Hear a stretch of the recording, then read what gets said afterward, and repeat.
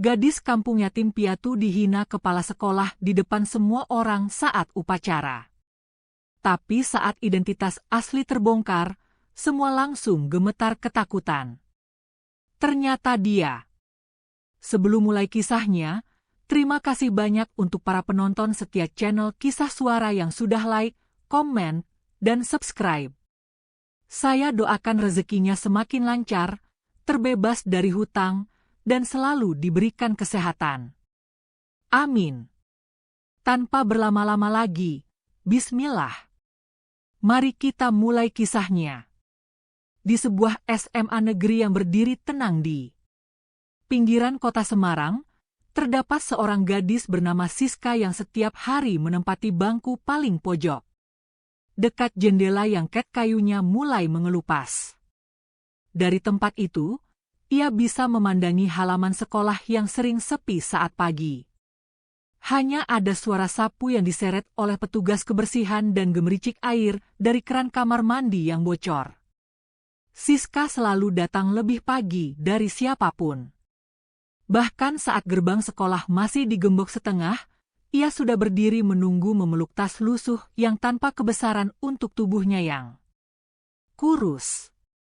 Wajah Siska teduh, kulitnya sawo matang dengan jilbab sederhana. Namun dari matanya yang kerap menunduk, tampak jelas ada beban yang tak pernah ia bagi pada siapapun. Ia seperti membawa luka yang sudah terlalu lama mengendap, tak berdarah, tapi juga tak sembuh.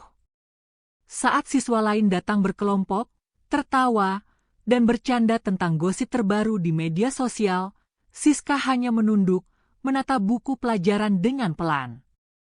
Ia jarang bersuara dan jika ada yang menyapanya pun, hanya anggukan kecil dan senyum tipis yang ia berikan.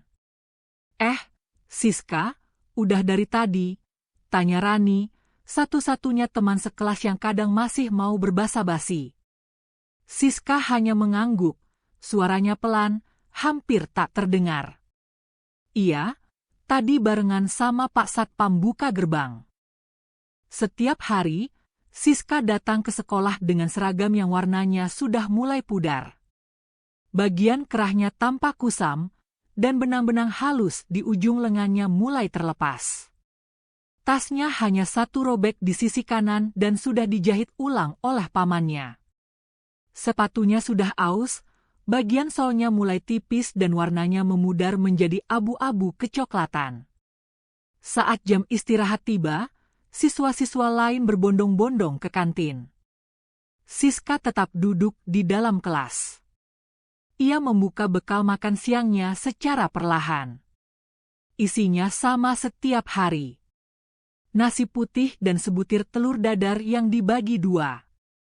Tidak ada lauk tambahan, tidak ada buah, kadang hanya air putih dalam botol plastik bekas. Ia makan dengan tenang tanpa menoleh ke sekitar, seolah sudah terbiasa menghindari tatapan. Saat ia mulai makan, 3 siswa perempuan kembali ke kelas karena kantin penuh. Salah satunya melihat isi bekal Siska, lalu berbisik ke temannya, tempe doang. Duh, itu sih bukan bekal. Itu makanan pembantuku di rumah. Yang lain menimpali. Dia tuh tiap hari launya cuma antara telur sama tempe. Gak capek ya makan gitu terus. Kayak makanan buat pengungsi. Mereka tertawa pelan tapi cukup jelas terdengar. Siska menunduk. Pura-pura tidak peduli. Tapi gerakan tangannya melambat. Di hari lain saat Siska duduk di taman belakang untuk makan siang dengan bekalnya, 2 siswa laki-laki lewat sambil membawa bakso dari kantin. Salah satunya menoleh ke arah Siska dan langsung berseru, lihat tuh menu hemat spesial nasi putih polos. Temannya menambahkan, bukan polos, bro. Ada tempenya walaupun cuma 2 potong. Biar kayak gizi, katanya. Mereka tertawa sambil berjalan menjauh. Siska menahan napas, menutup bekalnya sebentar, lalu membukanya kembali setelah suasana tenang, ia makan cepat. tanpa melihat kemana-mana. Setiap pagi saat tiba di sekolah, Siska turun dari becak yang mengantarnya. Becaknya tua, dudukannya sobek, dan warnanya sudah pudar. Beberapa siswa yang melihat dari gerbang depan langsung saling mengikut. Itu si anak miskin. Naik becak lagi. Kayak enggak ada kendaraan lain aja, celetuk seorang siswa laki-laki sambil tertawa. Temannya menimpali, paling dia ngutang sama tukang becak. Tiap hari numpang. Suara mereka cukup keras untuk didengar Siska yang baru melangkah masuk ke gerbang. Begitu memasuki kelas, Siska langsung duduk di bangkunya yang berada di deretan belakang. Beberapa siswi yang baru datang langsung membahas bajunya. Itu seragamnya sudah kekuningan ya? Dicuci pakai air sungai mungkin, ujar salah satu sambil membuka kerudung. Siswi lain menjawab, jilbabnya juga itu-itu terus, udah kayak seragam wajib anak yatim di panti asuhan. Mereka tertawa kecil lalu duduk sambil melihat ke arah Siska. Ia pura-pura sibuk membuka buku dan tidak menanggapi. Saat jam istirahat, Siska berjalan melewati lorong sekolah menuju taman belakang. Sepatunya yang sudah usang dan mulai mengelupas bagian depannya menarik perhatian dua siswa laki-laki. Sepatunya jelek kayak gitu, kayak dari tahunan, tapi masih aja dipakai, kata salah satu dari mereka. Yang lain menambahkan, mungkin itu sepatu warisan kakeknya. Mereka tertawa sambil menunjuk sepatunya. Siska tidak membalas, hanya mempercepat langkah dan menghindar dari kerumunan. Di suatu sore sepulang sekolah, siswa-siswa berlarian ke parkiran untuk mengambil motor. Siska tetap berdiri di depan gerbang menunggu angkot yang biasanya ia naiki. Seorang siswi berkata keras, kalau naik motor kan tinggal tancap gas. Ini nunggu angkot dulu.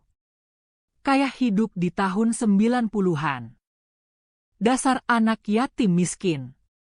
Siswi di sebelahnya tertawa dan berkata, dia tuh cocoknya naik gerobak sampah, bukan angkot. Ucapan itu membuat beberapa siswa lain ikut tertawa. Siska hanya diam menahan sakit di dada. Hari-hari seperti itu terus berulang. Tidak ada perubahan. Setiap bagian dari penampilannya, baju, jilbab, sepatu, dan cara datang ke sekolah selalu menjadi bahan ejekan. Tidak ada guru yang pernah memperingatkan. Tidak ada siswa yang membela, semua membiarkan. Siska tahu semua orang sudah menilainya hanya dari apa yang ia pakai dan bagaimana ia datang ke sekolah. Tapi ia tidak pernah membalas karena ia tahu tidak ada gunanya melawan. Di kelas saat jam istirahat, dua siswa laki-laki membicarakan Siska cukup keras agar terdengar. Salah satunya berkata, pantas saja dia gak pernah dijemput siapa-siapa. Emang gak punya siapa-siapa. Temannya tertawa dan menimpali. Kalau punya orang tua juga belum tentu mampu, apalagi enggak punya. Hidupnya cuma numpang kasihan. Saat acara sekolah yang melibatkan orang tua murid, seorang siswi melihat Siska duduk sendiri di sudut aula. Ia berbisik ke temannya, lihat deh, duduk sendirian kayak barang sisa. Gak ada yang mau dampingi. Gak heran sih, anak tak berayah, tak beribu, mau siapa yang datang temannya? Menjawab pelan tapi tajam. Kalau hilang juga enggak ada yang cari. Pada satu momen di kantin, saat beberapa siswa berkumpul dan melihat Siska melewati mereka, seorang siswa berkata dengan nada datar, namun menghina, kalau dia sakit atau kenapa-kenapa. Paling yang nangis cuma tukang becak yang nganterin tiap hari. Seorang siswi menambahkan, dia tuh hidup cuma karena dikasihani, gak punya siapa-siapa, gak punya apa-apa, gak punya ayah atau ibu. Kalimat itu membuat suasana mendadak Hening, tapi tak satu pun dari mereka merasa bersalah. Suatu hari, wali kelas masuk ruang kelas saat istirahat. Ia melihat beberapa siswa makan di bangku masing-masing. Saat melewati bangku Siska, ia sempat melirik isi bekalnya dan berkata sambil lalu, "Wah, sederhana sekali bekalnya. Kamu gak bosan makan yang begitu terus, Siska?" Siswa-siswa lain tertawa. Salah satu dari mereka berkata cukup keras, "Dia kan miskin, Bu.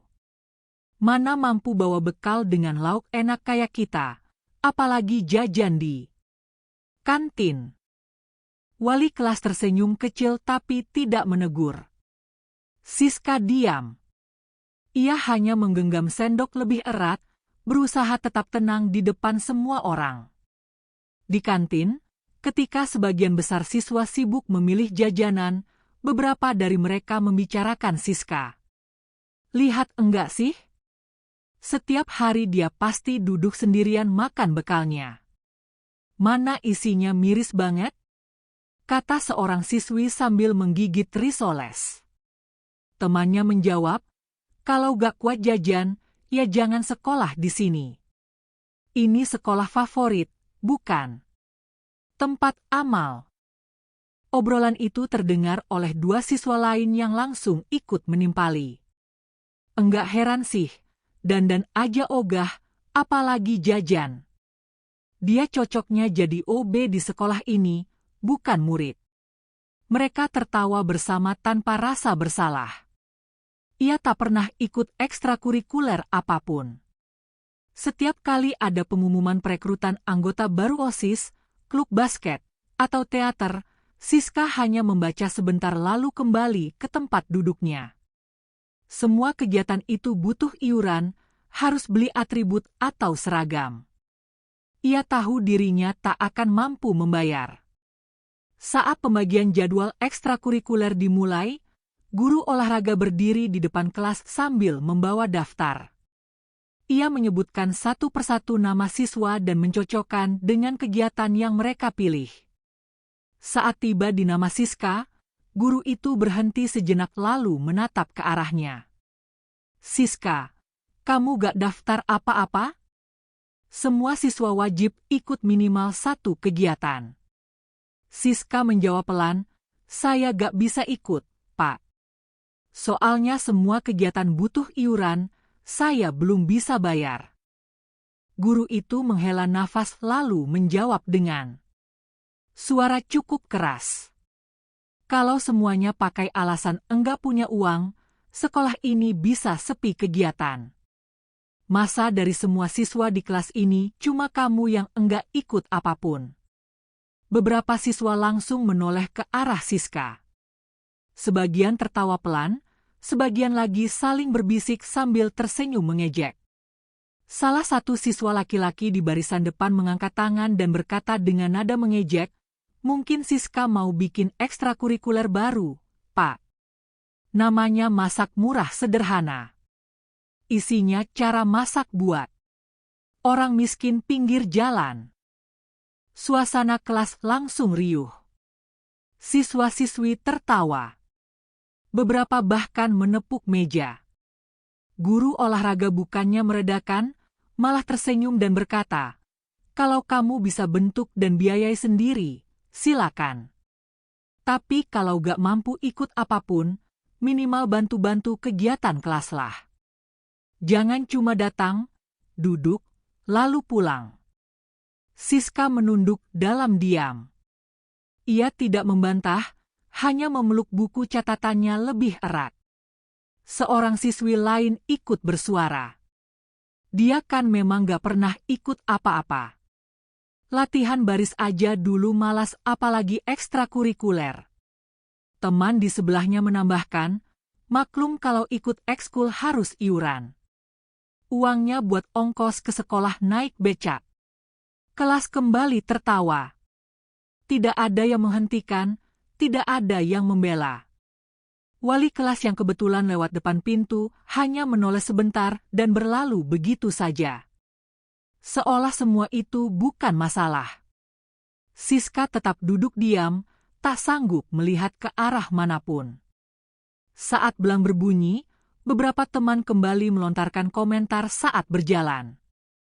Melewati bangku Siska. Kalau dia ikut Excel, pasti nanti nyusahin yang lain, enggak bisa kontribusi apa-apa. Yang lain menjawab, udah biasa hidup pas-pasan, jadi enggak butuh kegiatan tambahan. Mereka tertawa dan berjalan keluar kelas. Siska masih duduk di bangkunya. Menunggu semua suara mereda sebelum berdiri. Ia tahu hari itu belum selesai dan besok mungkin akan sama. Saat pelajaran berlangsung dan guru membagi kelas ke dalam beberapa kelompok, nama Siska hampir tidak pernah disebut. Guru sering menyebut 3 sampai 4 nama lalu berkata, yang lainnya gabung sendiri tanpa memastikan apakah semua siswa sudah terkelompok. Siska biasanya menunggu sampai semua kursi penuh lalu duduk sendiri di pojok kelas.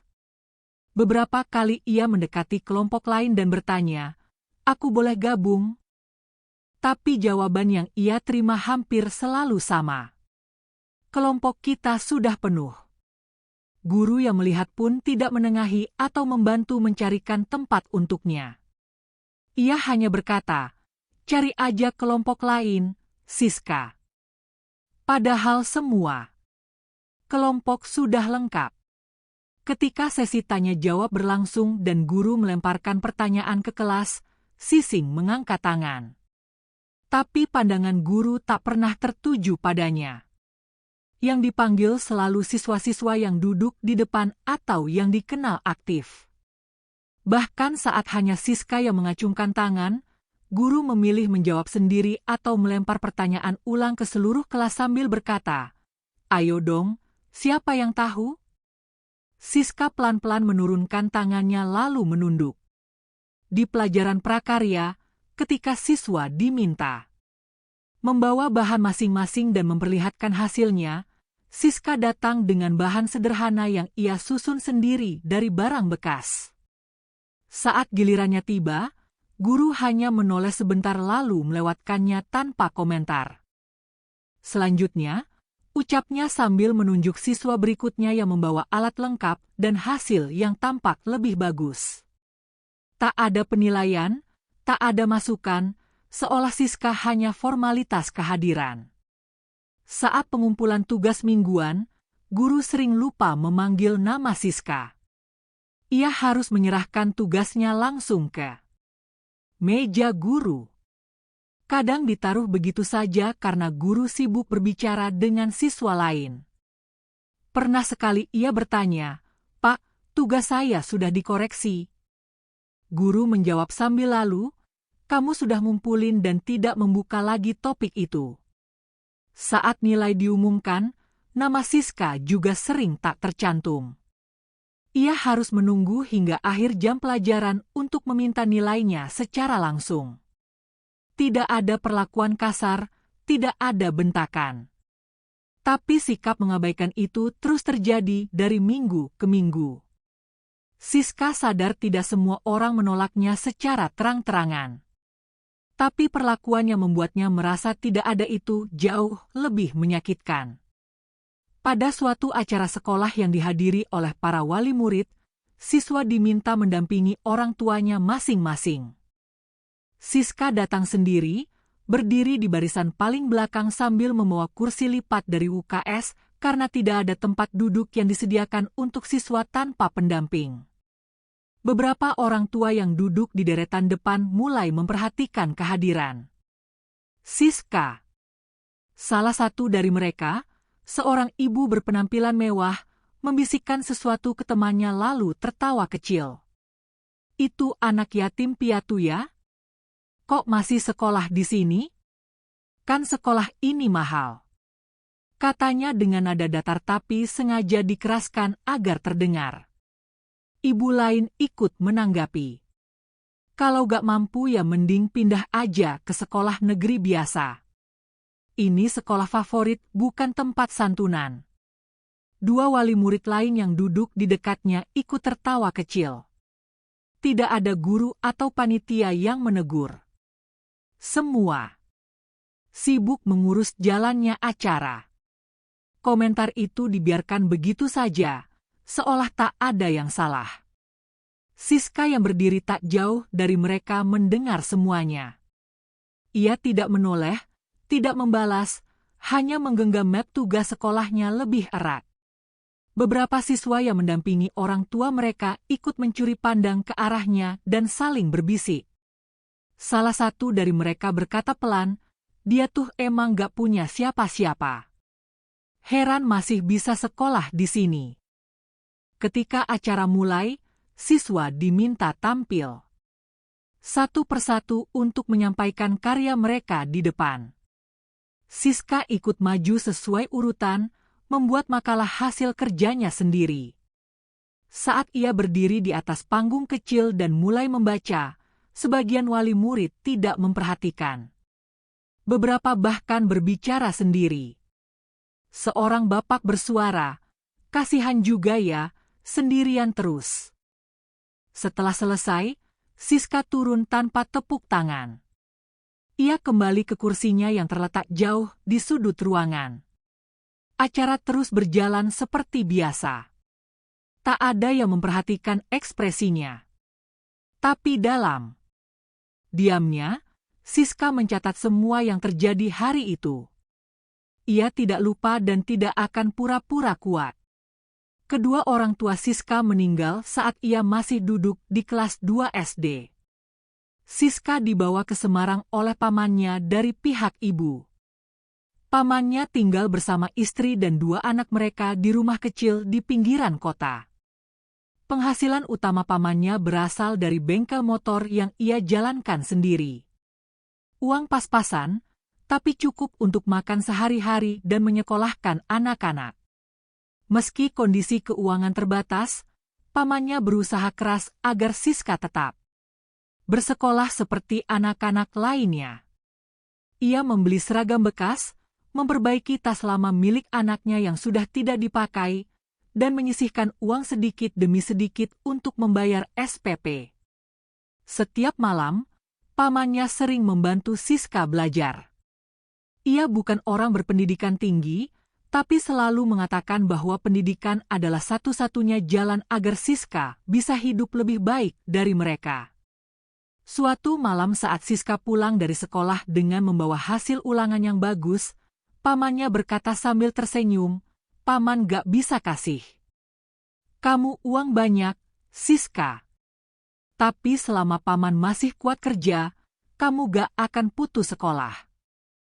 Kalimat itu diucapkan tanpa basa-basi. Istri pamannya yang mendengar hanya mengangguk dan diam. Meski sesekali tapi tidak senang karena pengeluaran rumah jadi lebih berat, Siska tahu betul kalau ia adalah beban tambahan di rumah itu. Tapi ia tidak pernah menyia-nyiakan kesempatan yang diberikan. Ia membantu mencuci piring, menyapu halaman, dan menjaga anak-anak sepupunya saat pamannya bekerja. Ia tidak pernah meminta uang jajan dan selalu membawa bekal seadanya dari rumah. Baginya, cukup bisa tetap bersekolah saja sudah sangat berarti. Tapi masa lalu itu selalu mengikutinya dan membuatnya terlihat berbeda dari teman-temannya. Siska memang jarang bicara di kelas, tapi setiap kali ulangan matematika dibagikan, nilainya hampir selalu tertinggi. Guru matematika pernah bertanya langsung kepadanya, "Kamu ikut bimbel di luar?" Dan ia hanya menggeleng pelan. Ia tidak pernah mengikuti les apapun. Semua rumus dan penyelesaian soal ia pelajari sendiri. Dari buku perpustakaan dan lembar fotokopi milik kakak kelas yang sudah tidak terpakai. Setiap malam sepulang sekolah, ia duduk di lantai rumah pamannya dengan buku-buku berserakan di depan. Lampu di ruang tengah redup karena hanya menggunakan bohlam kecil. Ia menulis dan menghitung tanpa suara sambil sesekali mencoret jawaban yang salah. Pamannya biasa duduk di dekatnya, membetulkan rantai motor pelanggan, dan hanya sesekali berkata, "Udah malam, jangan terlalu capek, Siska." Siska tidak pernah pamer kemampuannya. Ia tidak pernah menjawab keras-keras saat guru melempar pertanyaan. Tapi diam-diam, ia mencatat semua soal sulit di buku terpisah dan mempelajarinya lagi di rumah. Saat nilai-nilai ditulis di papan pengumuman, namanya sering berada di atas. Namun siswa lain jarang menyadarinya karena Siska sendiri tidak pernah membicarakannya. Ketika ada tugas kelompok yang berhubungan dengan hitung-hitungan, biasanya teman-teman hanya menyerahkan bagian soal pada Siska, lalu pergi sibuk sendiri. Mereka tahu hasil akhirnya pasti benar. Tapi tidak ada yang memberi ucapan terima kasih atau mengajak berdiskusi. Mereka hanya memanfaatkan kemampuannya dan menganggap itu hal biasa. Di sekolah tidak ada yang benar-benar tahu seberapa sering Siska belajar hingga larut malam. Tidak ada yang tahu ia hanya punya 2 pensil dan 1 penghapus kecil yang selalu ia simpan baik-baik. Semua yang ia kuasai berasal dari kerja keras, bukan bantuan siapapun.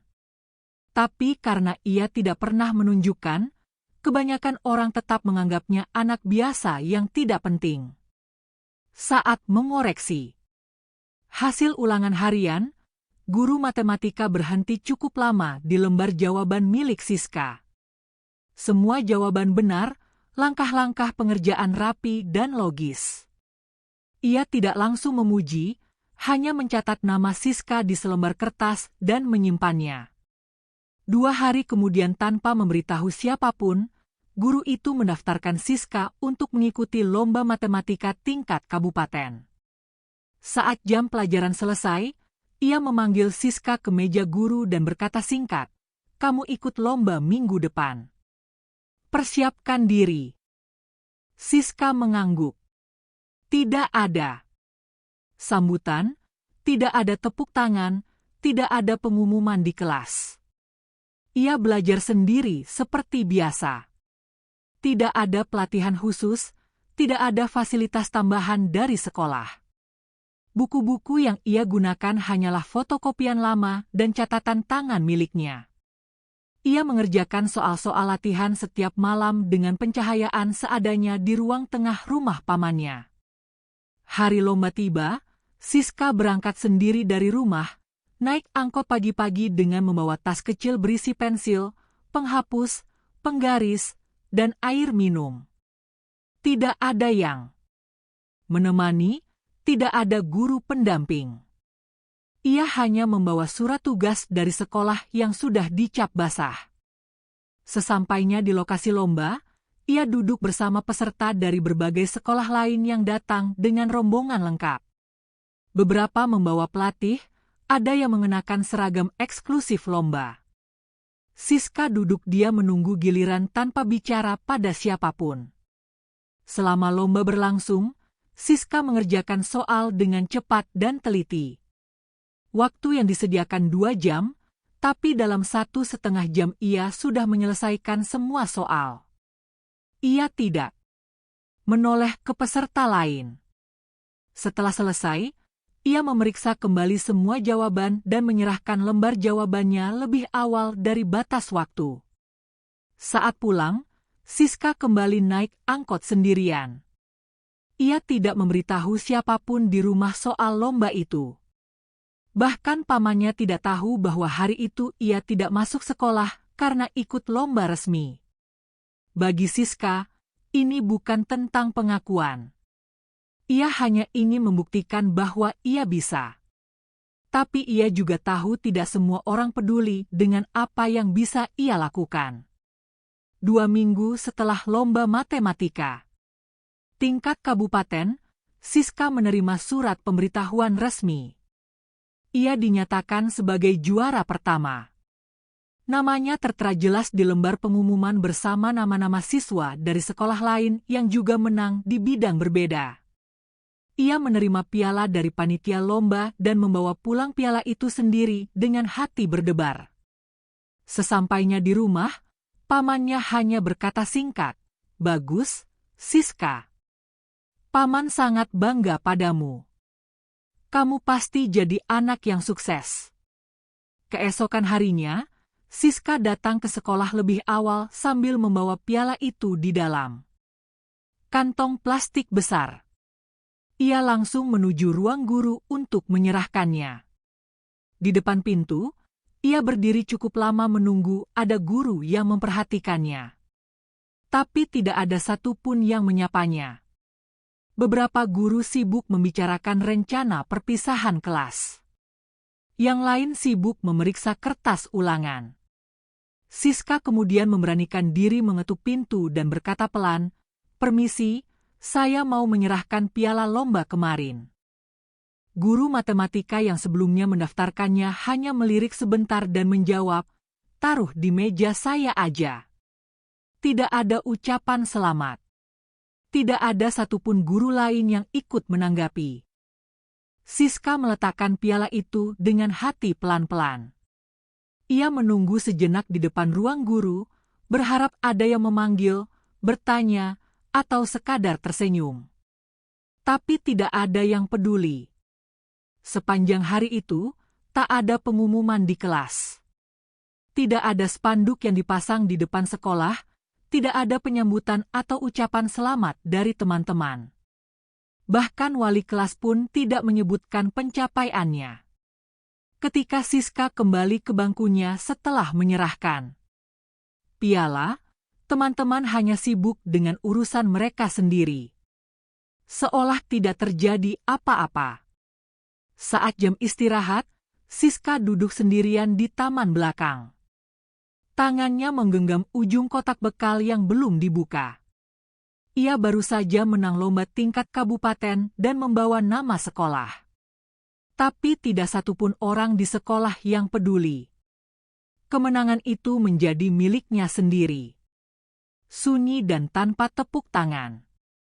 Saat upacara hari Senin di lapangan sekolah, seluruh siswa berbaris mengikuti upacara bendera seperti biasa. Matahari sudah mulai naik, udara panas perlahan menyengat. Setelah pembacaan tata tertib selesai, kepala sekolah Bu Desi maju ke podium. Suaranya lantang saat menyampaikan pengumuman prestasi. Hari ini kita akan memberikan apresiasi kepada salah satu siswa yang telah mengharumkan nama sekolah dalam lomba matematika tingkat kabupaten, ucapnya. Beberapa siswa saling menoleh, belum tahu siapa yang dimaksud. Bu Desi melanjutkan, "Silahkan Siska dari kelas 11 maju ke depan." Suasana mendadak hening. Siska berjalan pelan dari barisan tengah ke podium. Semua mata tertuju padanya. Ia mengenakan seragam yang paling rapi yang ia punya. Meski warnanya tidak secerah milik siswa lain, sepatunya masih yang lama. Bagian depannya sedikit terbuka, tapi ia tetap melangkah dengan kepala tegak. Setelah Siska berdiri di depan, Bu Desi mengambil piala dari panitia dan menyerahkannya. Namun, ucapannya yang menyusul kemudian membuat suasana berubah. Meskipun berasal dari keluarga tak mampu, ternyata bisa juga menang. "Lomba," katanya sambil tersenyum tipis. Suara tertawaan langsung terdengar dari barisan belakang. Beberapa siswa langsung menutup mulut sambil menahan tawa. Yang lain tidak segan tertawa keras. Bu Desi tidak menghentikan mereka, justru melanjutkan. Semoga ini bisa jadi motivasi untuk siswa lain meski latar belakangnya seperti apapun. Buktinya yang tidak punya apa-apa saja bisa juara. Bu Desi mengambil mikrofon sekali lagi. Ia menatap ke arah siswa-siswi yang berbaris lalu berkata dengan nada datar. "Ini bukti bahwa walaupun dari keluarga miskin dan yatim piatu, bukan berarti tidak bisa ikut lomba. Ya, memang dia sering telat bayar SPP, kadang sampai 3 bulan, ucap Bu Desi sambil melirik ke arah Siska sekilas. Tapi rupanya masih sempat ikut lomba. Mungkin karena lombanya gratis, jadi bisa ikut. Beberapa siswa langsung tertawa. Siska berdiri membatu, menunduk pelan, memeluk piala itu erat-erat di depan dadanya. Bu Desi lalu berkata lagi, Semoga ini jadi pelajaran bagi kalian semua. Kalau yang tidak punya orang tua saja bisa menang, kalian yang lengkap dan mampu harusnya bisa lebih dari ini. Jangan sampai kalah dari anak yatim miskin yang bahkan seragamnya sudah gak layak pakai. Tawa dari barisan belakang semakin keras. Beberapa guru tampak saling pandang, tapi tak satu pun yang menegur. Suara Bu Desi masih terdengar dan tolong siapapun wali kelasnya ingatkan lagi soal tunggakan SPP bulan lalu. Jangan sampai juara lomba, tapi lupa kewajiban bayar SPP. Kalimat itu menutup seluruh momen. Yang seharusnya menjadi kebanggaan, berubah menjadi luka yang dibuka di depan semua orang. Siska diam berdiri di tempat. Ia tidak tahu harus bereaksi bagaimana. Tidak ada ucapan selamat dari Bu Desi. Tidak ada pujian atas hasil kerja kerasnya. Hanya satu kalimat yang menekankan latar belakangnya yang miskin diucapkan di depan seluruh siswa dan guru. Tidak satupun guru lain yang menegur tawa yang muncul dari barisan siswa. Setelah menerima piala, Siska kembali ke barisan dengan langkah pelan. Beberapa siswa masih tertawa kecil saat ia lewat. Tak satupun dari mereka memberi ucapan selamat. Tidak ada rasa hormat atas pencapaian yang ia raih. Hari itu, piala yang ia bawa tidak terasa seperti penghargaan, tapi lebih seperti pengingat bahwa sekeras apapun ia berusaha, latar belakangnya tetap jadi bahan olokan. Siska berdiri kembali di barisannya sambil memegang piala yang baru saja diterimanya. Tangannya menggenggam erat bagian bawah piala itu, seolah mencoba menahan rasa yang menumpuk di dada. Kata-kata Bu Dewi masih terngiang jelas di telinganya. Tentang kemiskinan, tentang tunggakan, tentang status yatim piatu. Semua itu disampaikan bukan sebagai pengakuan atas perjuangan, tapi sebagai pengingat bahwa ia berbeda. Ia tidak menoleh kemanapun. Kepalanya tertunduk, nafasnya terasa berat, tapi ia tidak menangis. Ia tahu kalau ia menangis akan lebih banyak suara tawa yang muncul. Siska memilih diam. Tapi diam itu bukan karena kuat. Diam itu karena ia sudah terlalu sering mendengar hal serupa dari guru, dari teman, dari siapa saja di sekolah ini.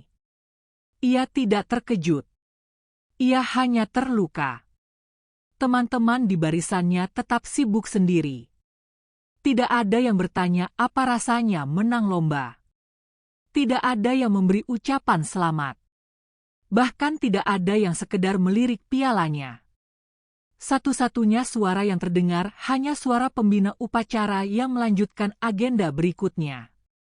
Seolah tidak pernah terjadi apapun barusan. Ketika upacara selesai, siswa-siswa bubar meninggalkan lapangan dengan cepat.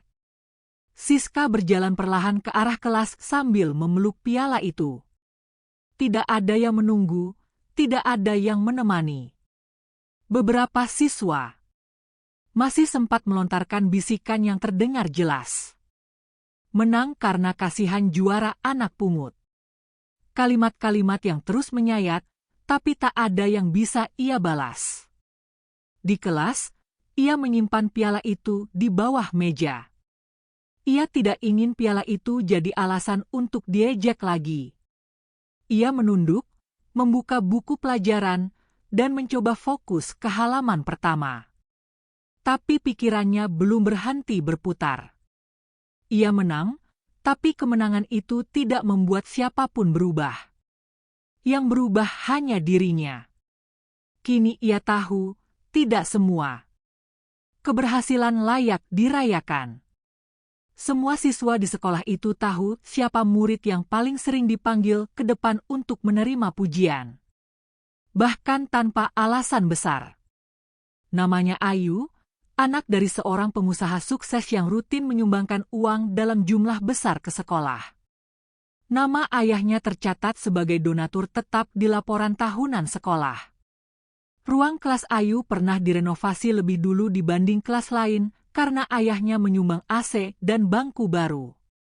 Bu Desi seri menyebut nama Ayu dalam rapat, dalam pidato, dan bahkan saat pertemuan dengan wali murid lain. Setiap kali Ayu mengikuti lomba, bahkan yang hanya tingkat kecamatan, namanya langsung diumumkan ke seluruh sekolah. Spanduk besar dipasang di gerbang depan. Akun media sosial sekolah memuat fotonya dengan tulisan besar, "Selamat kepada Ayu, kebanggaan sekolah." Siswa-siswi lain disuruh memberikan tepuk tangan di upacara dan Ayu selalu diberi waktu berbicara di depan podium. Walaupun kadang hanya meraih juara, perlakuannya tidak pernah berubah, selalu istimewa. Berbeda dengan Siska, tak satu pun pengumuman dipasang untuknya. Tidak ada unggahan foto, tidak ada sambutan resmi dari pihak sekolah, bahkan spanduk kecil pun tidak dibuat. Saat Siska menyumbangkan prestasi yang lebih tinggi di tingkat kabupaten, perlakuan yang ia terima tidak pernah sebanding dengan yang didapatkan Ayu.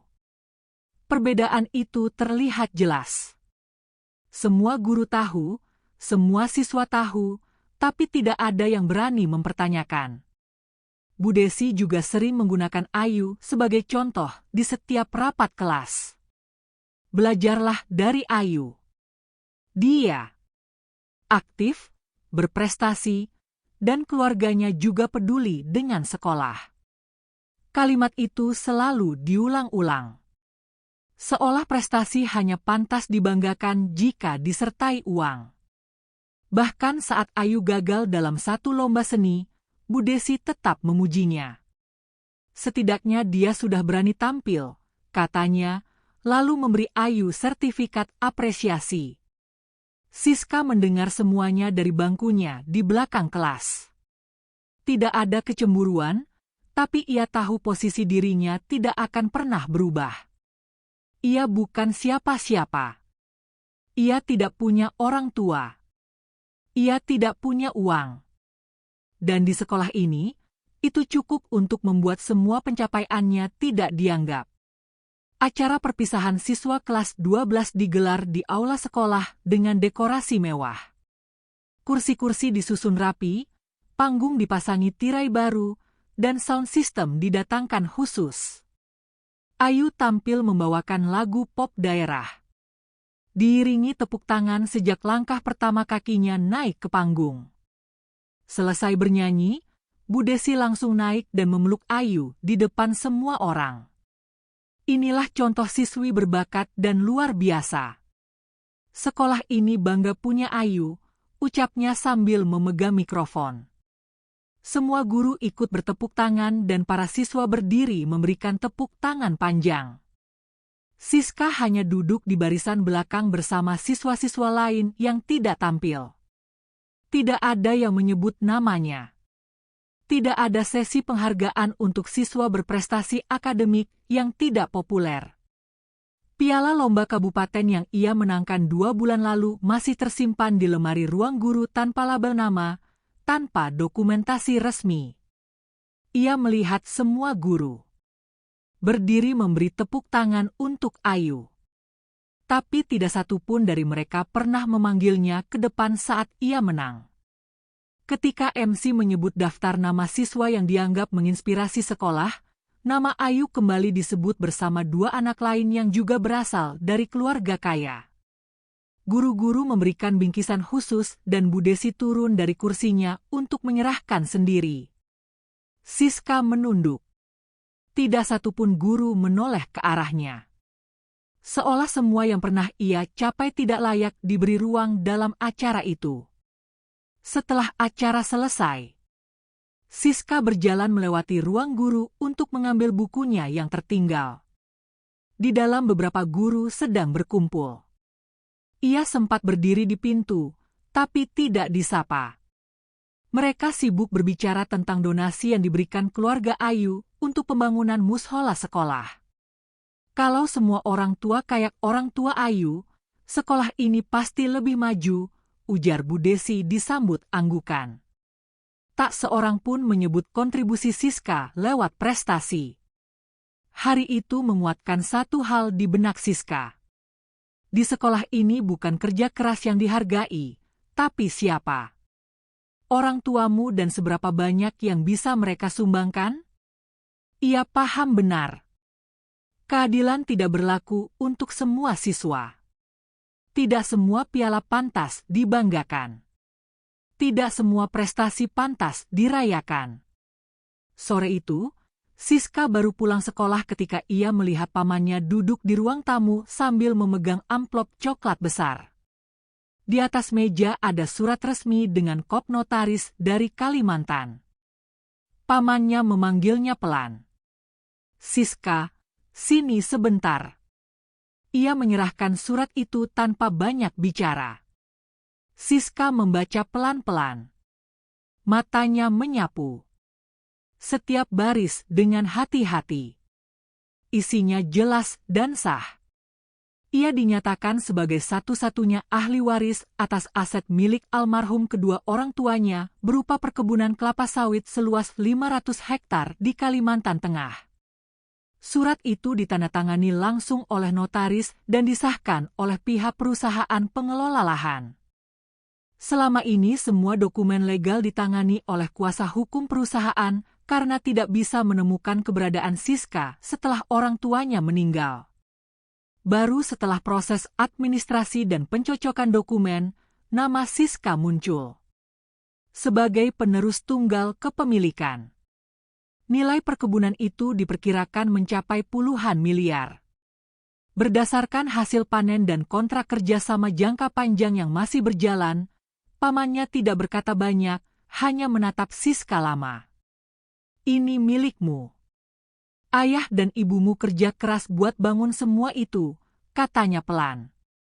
Istri pamannya yang biasanya bersikap dingin pun tak bisa menyembunyikan keterkejutannya. Ia hanya duduk diam sambil melirik surat itu berulang kali. Siska sendiri tidak langsung merespons. Ia masih memegang surat itu dengan kedua tangan seperti belum sepenuhnya percaya dengan isinya. Malam itu mereka berbicara panjang. Pamannya menjelaskan bahwa ia tidak pernah tahu soal kepemilikan tanah itu. Karena dulu semua urusan administrasi dipegang langsung oleh orang tua Siska. Setelah mereka meninggal, tidak ada yang melanjutkan pengurusan secara hukum. Baru setelah notaris berhasil menelusuri dokumen keluarga, kabar itu sampai ke mereka. Siska mendengarkan semuanya tanpa banyak bicara. Ia tidak melompat. Keirangan. Tidak ada senyum lebar atau air mata. Ia hanya mengangguk, menyimpan surat itu ke dalam map dan berkata, "Terima kasih sudah jaga aku selama ini, Paman." Ia tahu hidupnya akan berubah, tapi ia juga tahu apapun yang terjadi setelah ini, semua perlakuan yang sudah diterima di sekolah tidak akan bisa ia lupakan begitu saja. Malam ketika surat itu datang, sang paman duduk lama di ruang tamu setelah Siska masuk ke kamarnya. Matanya berkaca-kaca. Tangannya menggenggam surat itu seolah tak ingin lepas. Selama bertahun-tahun, ia membesarkan Siska dengan apa yang ia punya tanpa pernah berharap balasan. Kini ia tahu bahwa keponakannya tidak lagi perlu bergantung pada siapapun. Tapi Siska tak menunjukkan perubahan. Ia hanya bilang, biar semuanya tetap seperti biasa dulu. Keesokan harinya, Siska tetap bangun pagi seperti biasa.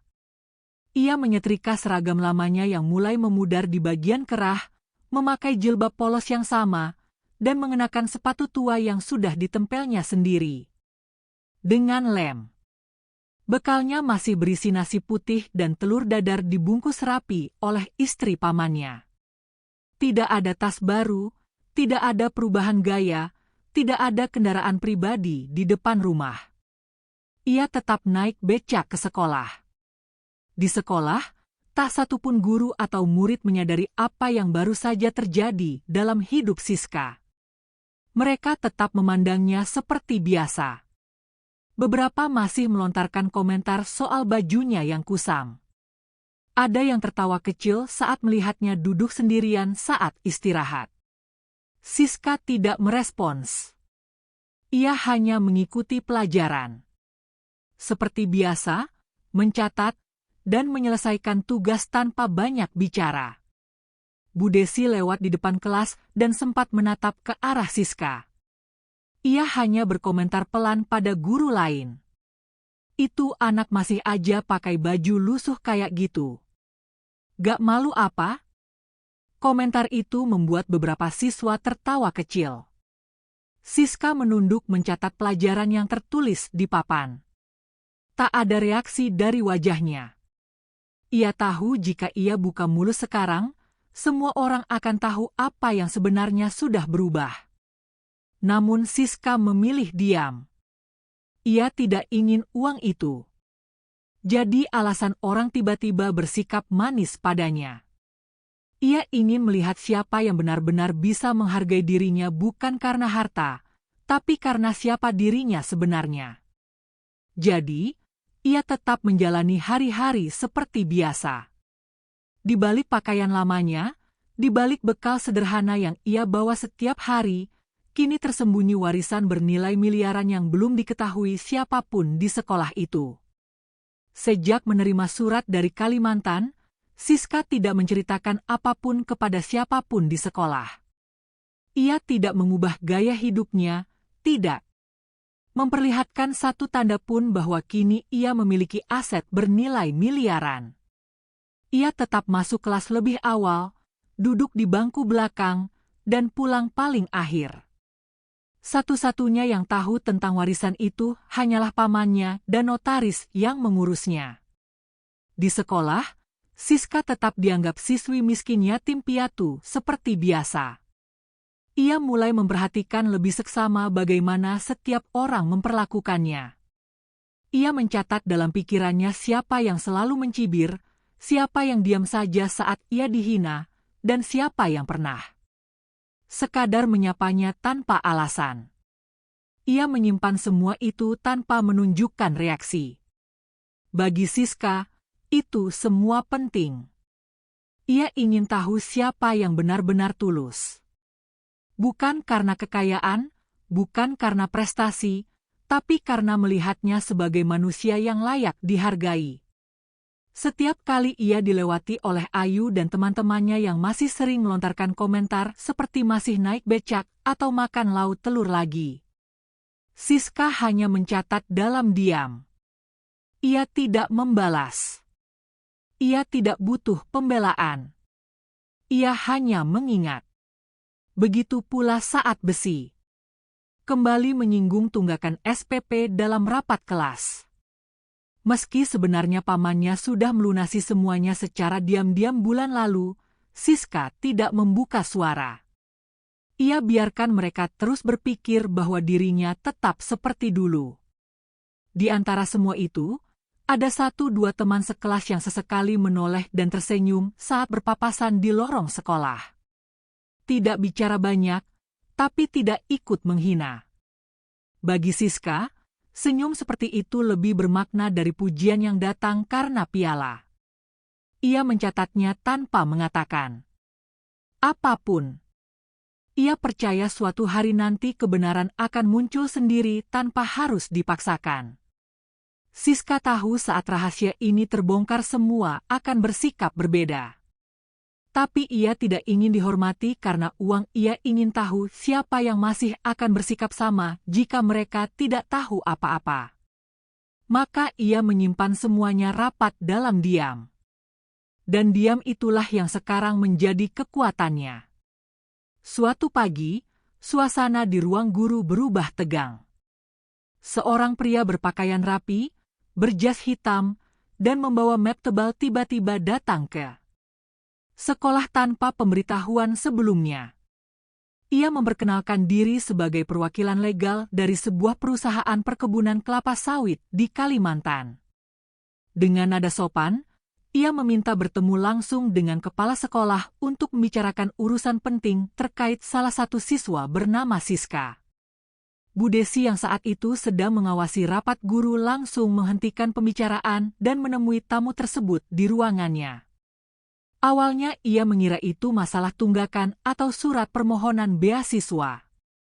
Namun setelah pria itu membuka map dan menunjukkan surat-surat resmi, wajah Bu Desi berubah drastis. Ia membaca nama perusahaan, besaran aset, dan nama ahli waris yang tertulis di dokumen. Siska, murid dari kelas 11. Ini benar murid ibu? Tanya pria itu dengan tenang. Iya benar, jawab Bu Desi pelan. Suaranya terdengar goyah. Pria itu menjelaskan bahwa pihaknya diminta memastikan kondisi pendidikan Siska berjalan lancar karena ia adalah satu-satunya ahli waris dari lahan seluas 500 hektar yang kini sedang dalam proses penyerahan penuh. Ia menyebut nilai aset itu secara terbuka miliaran rupiah. Sekolah diminta mendukung dan menjaga proses pendidikannya dengan layak, karena dalam waktu dekat nama Siska akan terdaftar sebagai pemilik penuh dalam dokumen nasional pertanahan dan perusahaan. Bu Desi tak mampu berkata-kata. Tangannya masih memegang lembar surat itu, tapi matanya kosong. Ingatannya langsung melayang ke semua momen ketika ia mempermalukan Siska dari panggung upacara, di ruang guru, dalam rapat wali murid, bahkan di depan teman-temannya. Ia menyadari semua itu dilakukan terhadap anak yang sekarang diketahui jauh lebih kaya dari siapapun di sekolah itu, termasuk dirinya. Ketika pria itu meminta izin bertemu langsung dengan Siska seusai jam pelajaran, Bu Desi hanya bisa mengangguk. Ia tahu apapun yang akan terjadi setelah ini, posisi Siska di mata sekolah sudah tidak akan pernah sama lagi. Dan ia, kepala sekolah yang selama ini merasa berhak menilai dan mengatur segalanya, baru saja dipermalukan oleh kenyataan yang tidak pernah ia duga. Seorang guru piket datang ke kelas 11 dan memanggil Siska untuk menemui kepala sekolah. Beberapa siswa langsung menoleh dan berbisik pelan. Mengira Siska akan ditegur lagi soal tunggakan atau masalah lain. Siska berdiri tanpa banyak bicara, membawa tasnya dan berjalan menuju ruang kepala sekolah seperti biasa. Tapi kali ini suasana yang menunggunya berbeda. Di ruang kepala sekolah, Bu Desi duduk sendirian. Wajahnya tidak seperti biasanya. Tidak tegas, tidak dingin. Senyumnya kaku, canggung, dan tidak tulus. Di mejanya, surat-surat yang tadi di bawah tamu dari Kalimantan masih terbuka. Begitu Siska masuk dan duduk, Bu Desi membuka percakapan dengan nada yang tidak biasa. Siska, ibu ingin minta maaf, ucapnya pelan dengan suara yang terdengar dipaksakan. Kalau selama ini ibu kurang memperhatikan kamu, ibu tidak tahu keadaan sebenarnya. Siska menatap Bu Desi dengan tenang. Tidak ada kemarahan, tidak ada air mata. Ia hanya menjawab tanpa ragu. Saya tidak butuh perhatian, Bu. Saya hanya ingin diperlakukan sama seperti siswa lainnya. Saya cuma mau bilang satu hal, Bu. Ucap Siska sambil berdiri di depan meja kerja Bu Desi. Dari dulu saya gak pernah minta dimuliakan, gak pernah minta disanjung. Saya cuma minta diperlakukan seperti siswa lain. Tapi ibu gak pernah bisa. Bagi ibu, nilai manusia cuma dilihat dari uang yang bisa dibawa ke sekolah. Ibu hina saya karena telat bayar SPP, karena naik becak, karena lauk saya cuma telur. Tapi waktu saya bawa pulang piala ibu malah bilang itu karena kasihan. Ibu lebih sibuk mikirin siapa yang nyumbang kipas angin ruang guru daripada siapa yang belajar tiap malam pakai lampu 5 watt di rumah sempit. Saya tahu ibu lebih bangga sama murid yang orang tuanya nyumbang banyak ke sekolah. Bukan yang berjuang diam-diam tanpa dukungan siapapun. Tapi ibu lupa, sekolah bukan tempat jual beli status. Harusnya jadi tempat anak-anak belajar dihargai karena kerja keras, bukan karena siapa nama orang tuanya. Saya gak pernah minta dikasih panggung, Bu. Tapi ibu juga gak berhak permalukan saya di depan semua orang hanya karena saya anak yatim. Ibu bilang saya miskin, ibu bilang saya beban. Sekarang setelah ibu tahu saya ahli waris miliaran, kenapa sikap ibu berubah? Jadi baik, jadi minta maaf. Terlambat, Bu. Sangat terlambat. Saya sudah tahu siapa ibu sebenarnya dan saya gak akan lupakan setiap kata yang pernah ibu ucapkan di depan murid lain. Karena hari ini saya cuma mau ibu tahu. Saya bisa sukses tanpa harus dipuji ibu. Saya bisa berdiri karena saya kerja keras, bukan karena kepala sekolah mendukung saya. Dan itu yang paling menyakitkan buat orang seperti ibu. Kalimat itu membuat Bu Desi terdiam. Ia tahu tidak ada yang bisa ia balas. Semua yang ia ucapkan sebelumnya sudah terlalu jelas, terlalu sering, dan terlalu menyakitkan. Kini ia hanya bisa mengangguk kecil sambil memainkan penanya. Berharap waktu segera berjalan lebih cepat. Menunduk sebentar sebagai tanda izin lalu keluar dari ruangan tanpa menoleh lagi. Di luar beberapa guru melirik arahnya tapi tidak ada yang berani menyapa.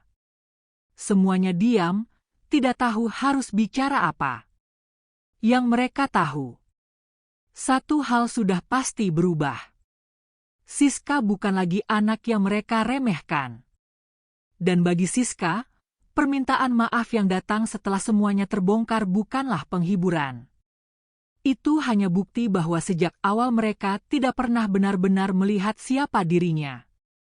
Setelah lulus dari SMA, nama Siska tercatat sebagai lulusan terbaik angkatan. Nilai ujian nasional dan portofolio lombanya membuat ia diterima di universitas luar negeri melalui jalur beasiswa penuh. Surat penerimaan itu dipajang sederhana di papan pengumuman. Sekolah tanpa upacara, tanpa pidato dari Bu Desi. Tapi kali ini Siska tidak mempermasalahkan. Ia sudah tidak butuh pengakuan dari tempat yang pernah meremehkannya. Di sisi lain, perkebunan kelapa sawit peninggalan orang tuanya terus berkembang. Melalui bantuan notaris dan tim manajemen profesional, semua operasional dikelola secara rapi.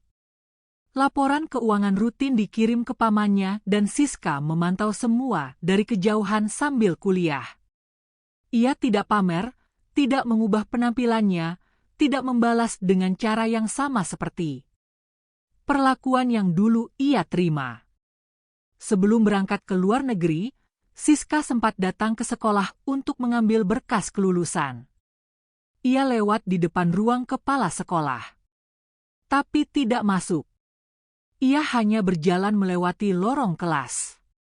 Tempat dulu ia duduk diam dan sering dicibir.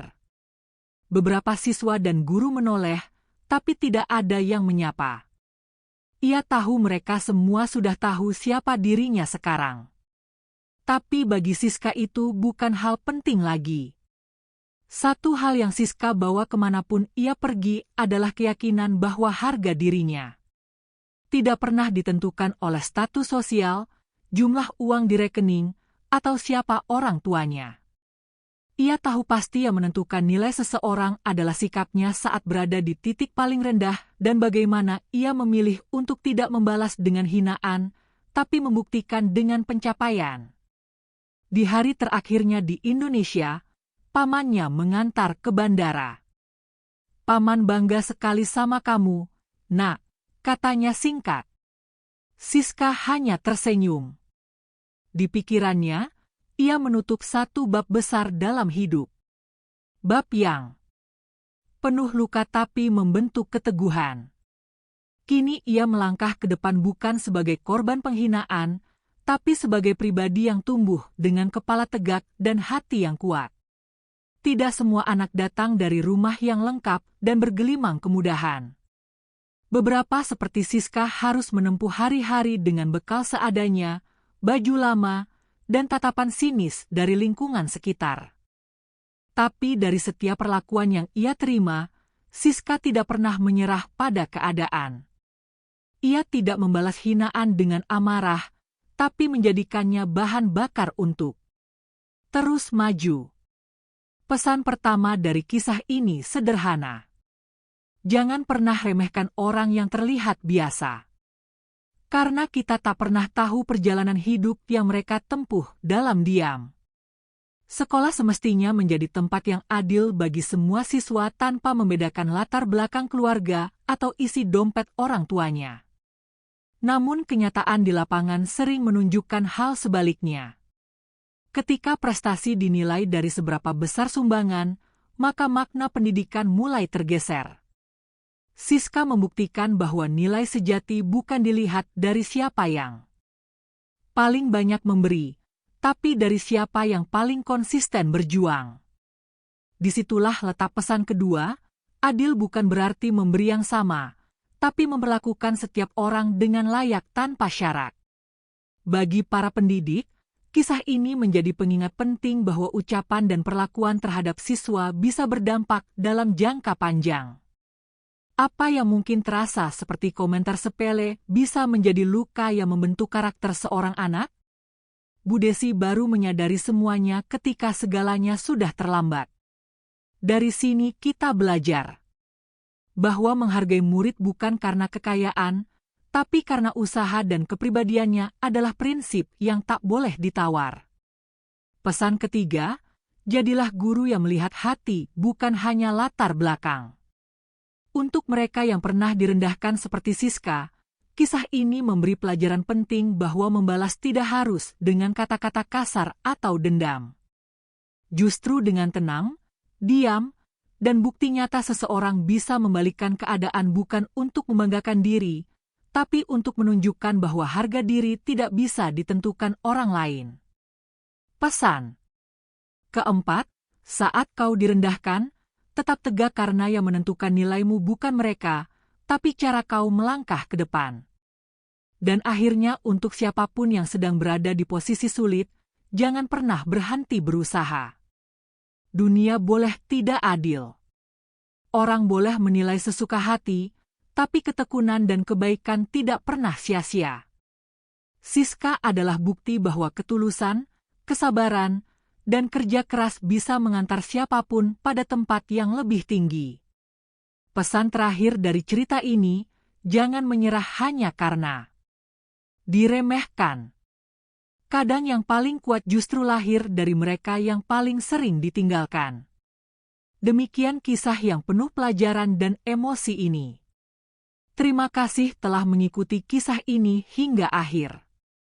Jangan lupa untuk like, komen, dan subscribe agar kamu tidak melewatkan kisah-kisah inspiratif dan penuh makna lainnya. Untuk saudaraku yang beragama Islam sebagai tanda cinta kita kepada Nabi Muhammad, yuk ketika selawat di kolom komentar. Sebagai tanda cinta kita kepada beliau, semoga dengan berselawat hidup kita dipenuhi berkah dan rahmat. Sampai jumpa di cerita berikutnya hanya di channel Kisah Suara.